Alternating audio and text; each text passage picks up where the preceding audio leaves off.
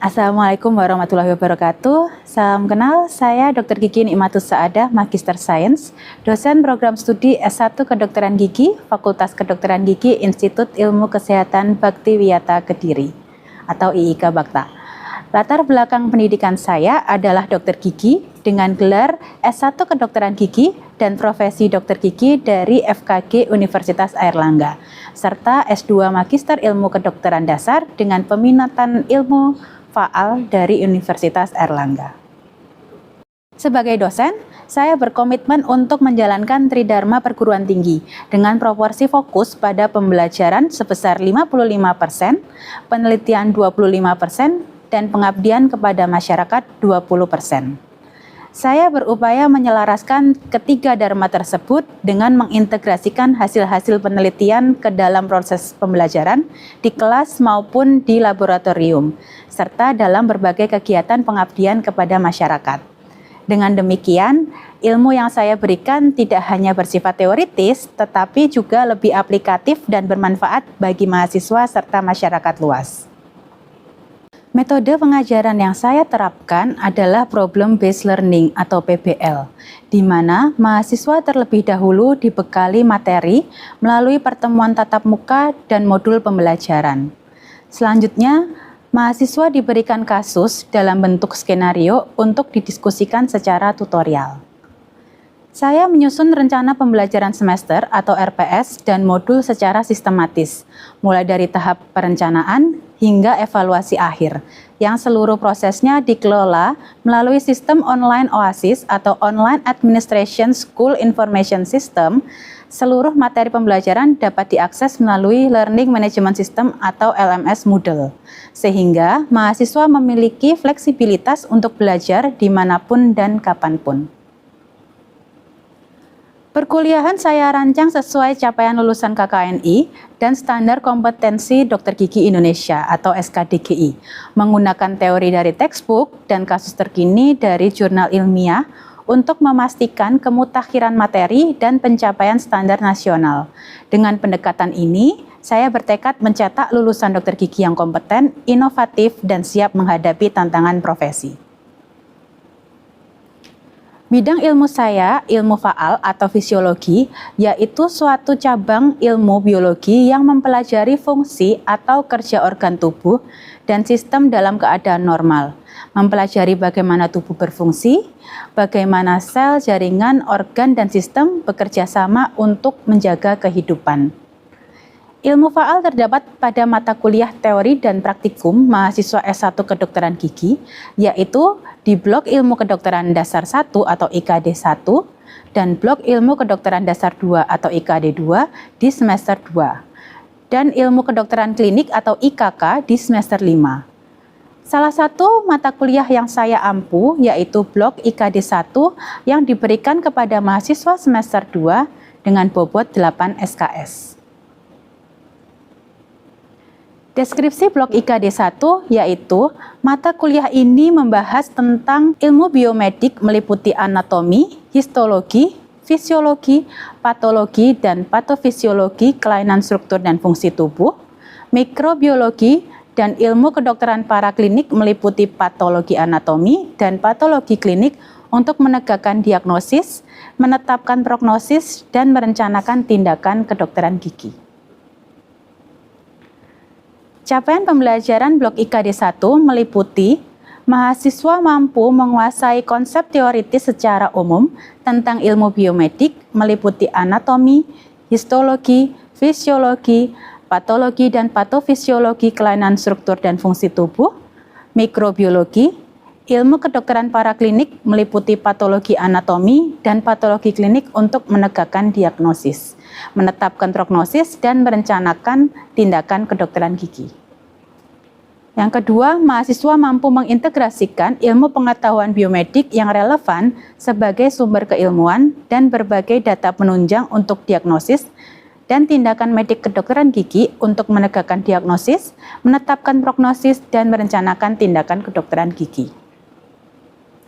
Sumber belajar yang saya gunakan berasal dari pustaka utama jurnal, textbook, maupun sumber lain yang relevan yang terkait dengan anatomi dan fisiologi dari sistem organ manusia. Metode pembelajaran yang digunakan adalah belajar berdasarkan kasus atau masalah atau problem based learning atau PBL.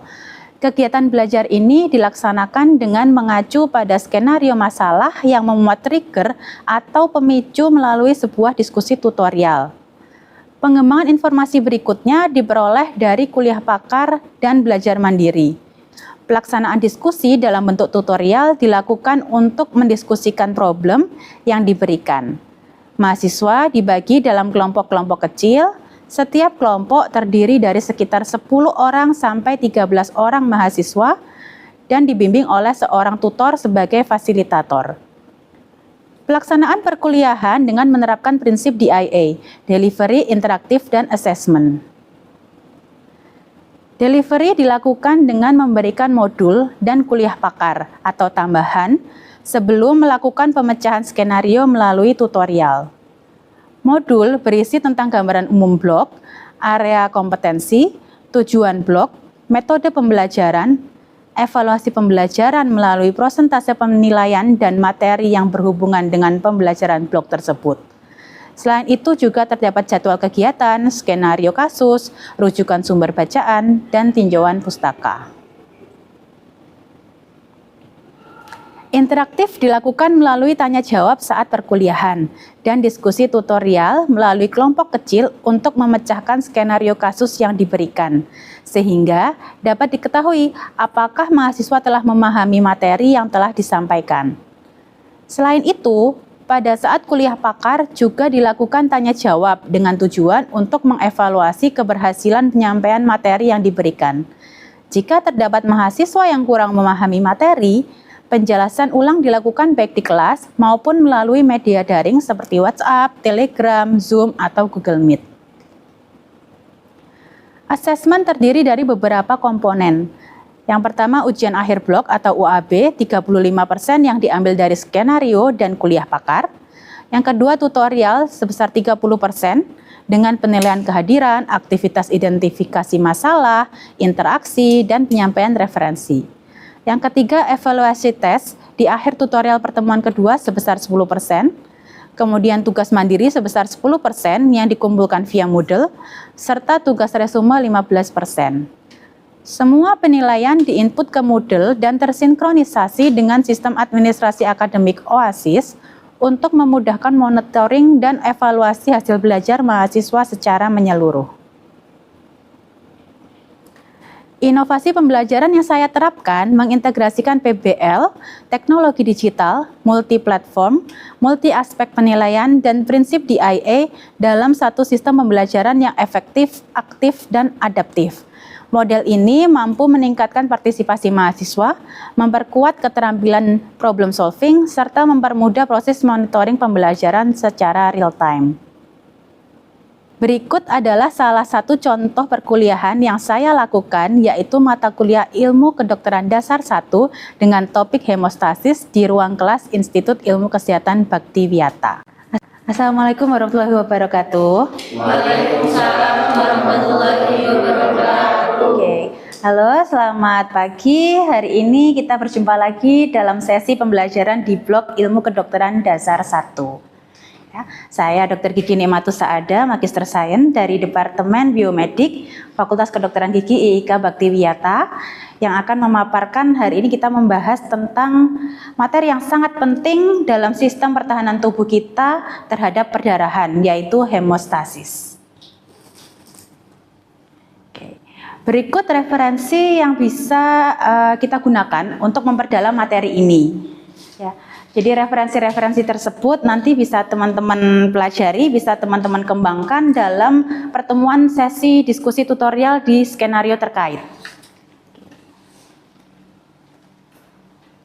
Sebelum masuk ke materi, sebaiknya kita tahu tentang tujuan pembelajaran. Jadi tujuan pembelajaran pada hari ini, yaitu yang pertama, saya harap kalian mampu untuk menjelaskan mekanisme dasar dari hemostasis, mampu menjelaskan peran vaskuler dan trombosis dalam sistem hemostasis, serta memahami sistem koagulasi dan sistem fibrinolisis yang nanti akan terjaga keseimbangannya dalam menjaga dari perdarahan dan juga pembekuan yang berlebih.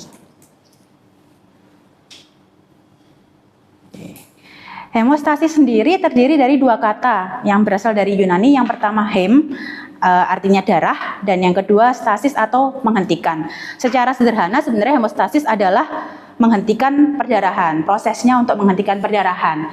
Dan ini tuh merupakan sistem yang kompleks, berlangsung secara cepat dan terus-menerus. Fungsinya apa? Supaya kita tidak terjadi kehilangan darah yang spontan dan juga tidak terjadi pembekuan yang berlebih.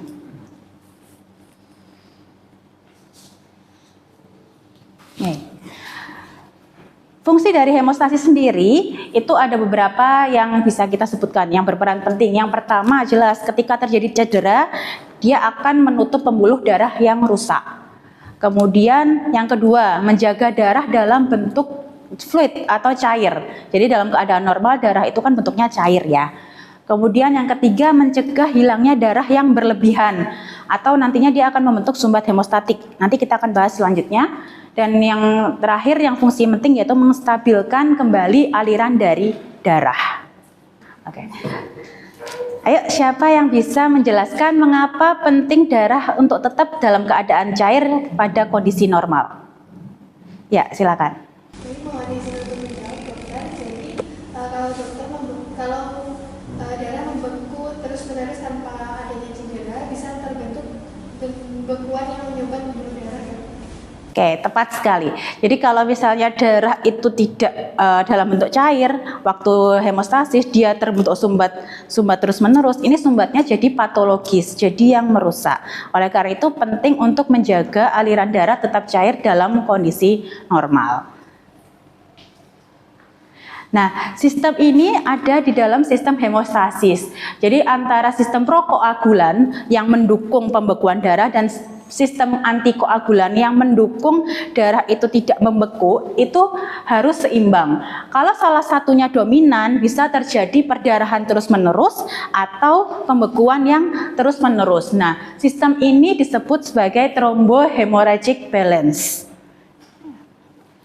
Ada yang bisa beri contoh saat kondisi klinis apa kondisi ini tidak seimbang? Mohon izin menjawab dokter, contohnya ini seperti hemofilia yang dimana ketika suatu faktor pembekuan darah ini tidak stabil ataupun kurang, ini menyebabkan tubuh kita ini akan terhambat pembekuan darahnya. Oke, tepat sekali. Jadi kalau hemofilia itu kan kelainan bawaan ya, jadi perdarahannya jadi tidak bisa berhenti. Sedangkan ada kondisi sebaliknya yang kita juga harus mengenal, ada namanya trombofilia. Tadi hemofilia, sekarang ada trombofilia. Trombofilia ini kondisi di mana bekuan darah atau sumbatan darah itu terjadi terus-menerus. Ini jadinya patologis juga, salah satu kelainan bawaan. Nah, kemudian untuk fase-fase hemostasis. Fase-fase hemostasis itu ada 3 fase, mulai dari hemostasis primer, hemostasis sekunder, dan juga hemostasis tersier. Dan proses-proses ini mulai dari hemostasis primer, mulai dari terjadinya luka pada pembuluh darah, kemudian sampai terjadinya sumbatan trombus, dan juga nanti ada fibrin sampai dengan fibrinolisis. Ini terjadinya cukup cepat, tidak lama, dan berlangsung terus-menerus sampai lukanya menutup. Nanti ketika lukanya menutup sudah selesai terjadi fibrinolisis. Dalam proses ini terjadinya sangat cepat, dalam waktu normalnya tidak lebih dari 7 menit. Kalau terjadi perpanjangan atau perpendekan dari waktu hemostasis, berarti kemungkinan ada gangguan pada faktor-faktor yang mendukung hemostasis. Oke. Hemostasis primer itu ada 3 proses utama. Yang pertama vasokonstriksi, penyempitan pembuluh darah. Jadi penyempitan pembuluh darah ini yang akan mengurangi laju aliran darah ke daerah luka. Kemudian selanjutnya terjadi formasi plek hemostasis sementara sampai ke hemostasis yang definitif. Jadi nanti kalau ketika terjadi luka, jadi ada pembuluh darah yang terputus, itu nanti akan terjadi vasokonstriksi. Kemudian dilanjutkan dengan pembentukan platelet-platelet menjadi sumbat yang nanti akan menjadi clot formation yang definitif. Peran vaskuler dalam hemostasis sendiri, vaskuler itu pembuluh darah. Pembuluh darah terdiri dari sel-sel endotel. Sel-sel endotel itu pada dasarnya bersifat antitrombotik, dia tidak akan ikut membeku. Jadi dia akan menjaga darah itu dalam keadaan fluid atau cair. Ya. Sedangkan sifat antitrombotik ini disebabkan oleh berbagai mekanisme dari zat-zat yang ada. Bisa dari glikosaminoglikan, fosfolipid, atau yang lainnya. Ini kemudian akan membentuk sifat antitrombotik yang dari endotel tadi. Sedangkan kalau endotel ini di luarnya, di bawahnya lapisan subendotel itu mengandung matriks ekstraseluler. Dia bersifat seperti kolagen, malah bersifat trombogenik. Dia akan bersifat membentuk sumbatan-sumbatan. Ketika dia rusak, jadi kalau kerusakan itu sampai di subendotel, itu akan terbentuk sumbatan dari trombosit. Nih, vasokonstriksi. Ini vasokonstriksi itu tahap awal, tahap inisial yang penting ketika terjadi, dan ini vasokonstriksi itu cepat, nggak sampai 2 menit pada umumnya yang normal. Jadi kalau lukanya tidak terlalu besar, dia cepat terjadi vasokonstriksi, penyempitan pembuluh darah, dan efek langsung dari cedera dan respon berikutnya setelah vasokonstriksi itu terjadi secara humoral. Nantinya dibantu oleh pelepasan dari hormon serotonin yang nanti oleh platelet akan berikatan dengan kolagen. Jadi dari serotonin ini nanti platelet-plateletnya akan berikatan dengan kolagen yang ada di sel endotel untuk membentuk sumbatan.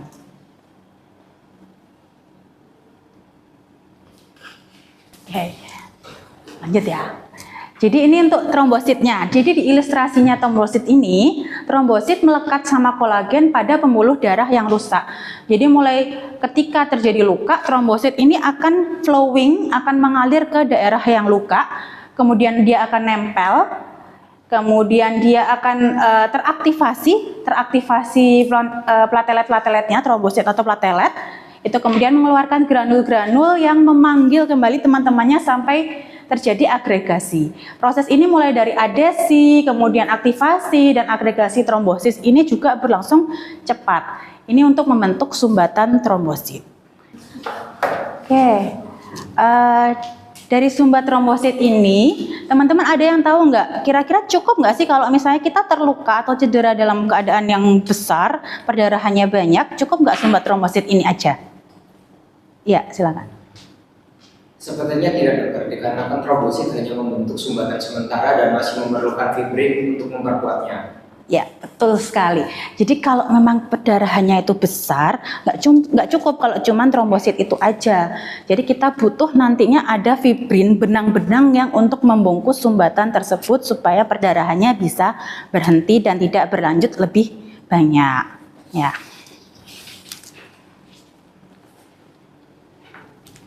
Selanjutnya ada sistem koagulasi. Sistem koagulasi atau pembentukan pembekuan dari darah sendiri itu terjadi oleh faktor-faktor pembekuan. Faktor-faktor pembekuan itu ada banyak.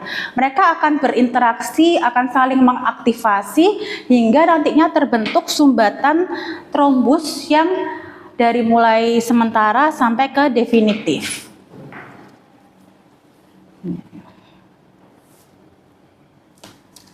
Nah, kalau yang tadi seperti saya bilang di awal ya, kan nggak mungkin terjadi pembekuan darah itu terus-menerus. Jadi habis dari sumbat trombus, kemudian ada fibrin, nanti mereka bersatu terus, berkumpul untuk membentuk sumbatan. Nah, ketika sudah selesai prosesnya, itu nanti akan terjadi sistem fibrinolisis. Di mana fibrinolisis ini dia nanti akan ada aktivasi plasmin. Aktivasi plasmin ini yang nanti akan mendegradasi dari sumbatan atau fibrin tadi. Yang sudah terbentuk fibrin, itu nanti akan terdegradasi, terpecah jadi fragmen-fragmen yang kecil-kecil, nanti akan ikut ke pembuluh darah. Nah, si fibrin ini tadi yang sudah kecil-kecil itu tadi, nggak hanya ikut di pembuluh darah, tapi nanti dia akan dibersihkan oleh sistem limfatik kita. Sistem limfatik sudah pernah diajarkan ya. Jadi nanti ketika fibrin ini sudah terpecah jadi kecil-kecil, dia akan, karena sudah tidak dipakai, dia akan pergi bersama sistem limfatik. Demikian sesi pembelajaran kita tentang hemostasis. Terima kasih atas partisipasinya, terutama untuk teman-teman mahasiswa yang sudah aktif untuk berdiskusi tadi. Selanjutnya nanti kita akan ketemu lagi di materi tentang gangguan sistem hemostasis ya. Saya harap teman-teman bisa baca lagi referensi yang tadi saya sampaikan untuk sebagai bahan diskusi kita selanjutnya. Tolong disiapkan pertanyaan atau mungkin kasus ringan yang bisa kita bahas di pertemuan selanjutnya. Oke, sampai jumpa di pertemuan berikutnya. Wassalamualaikum warahmatullahi wabarakatuh. Waalaikumsalam warahmatullahi wabarakatuh. Terima kasih.